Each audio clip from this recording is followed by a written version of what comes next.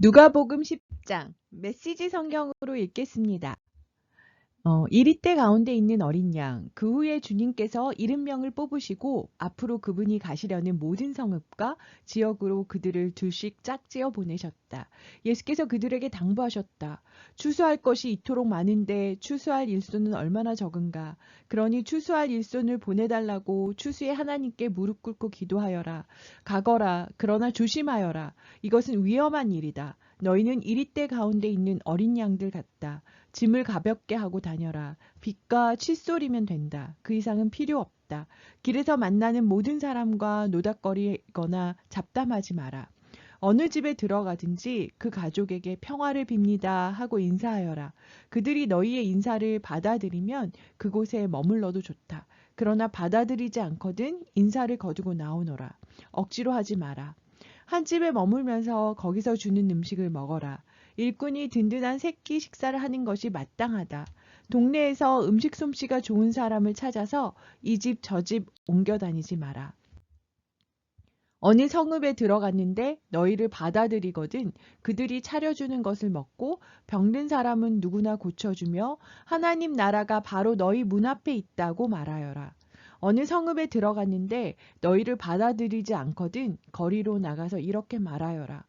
우리가 너희한테서 얻은 것이라고는 우리 발의 먼지뿐이다. 이제 그것마저 돌려주겠다. 너희는 하나님 나라가 바로 너희 문 앞에 있었다는 것을 알고 있느냐?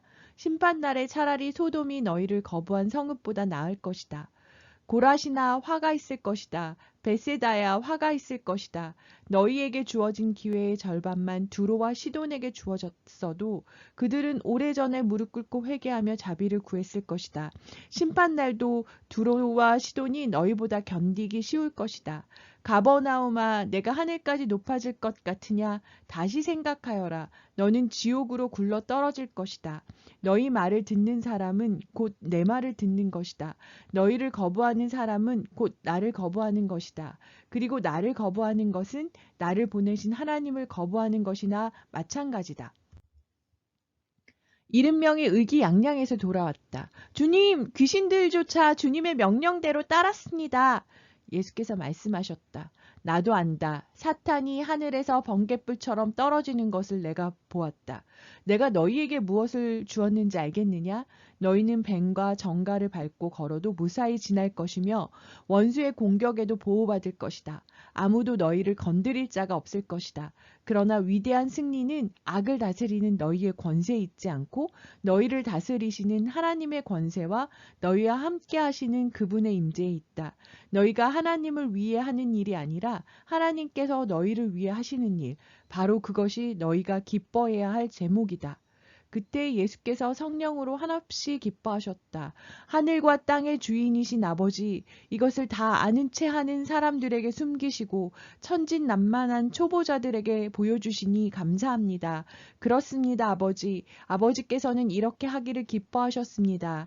나는 아버지에게서 이 모든 것을 받았습니다. 오직 아버지만이 아들이 누구인지 아시며 오직 아들만이 아버지가 누구신지 압니다. 아들은 자기가 원하는 사람 누구에게나 아버지를 소개할 수 있습니다.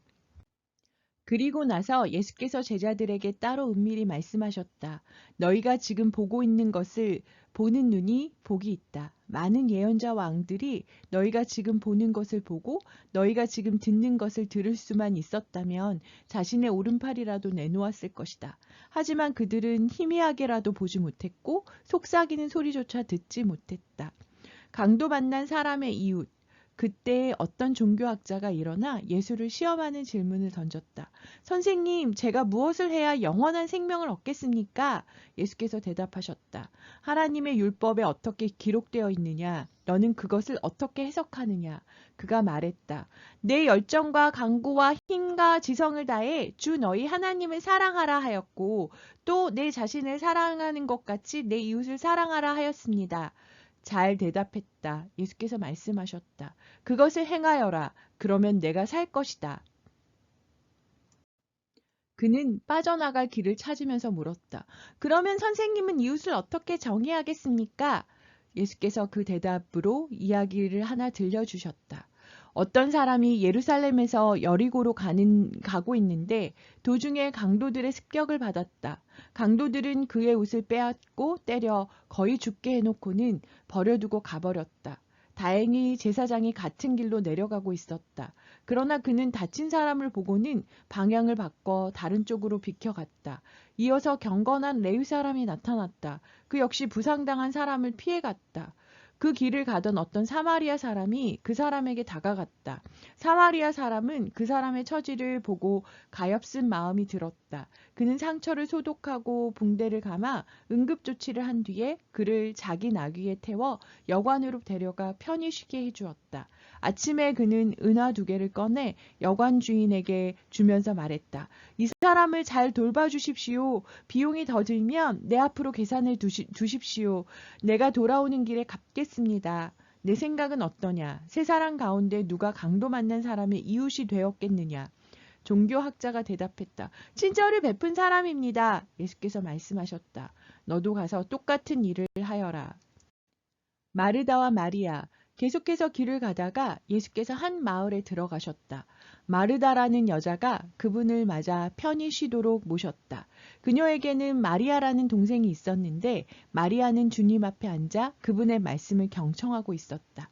그러나 마르다는 해야 할 온갖 부엌일로 마음이 분주했다. 얼마 후에 마르다는 그들의 이야기를 끊고 끼어들었다.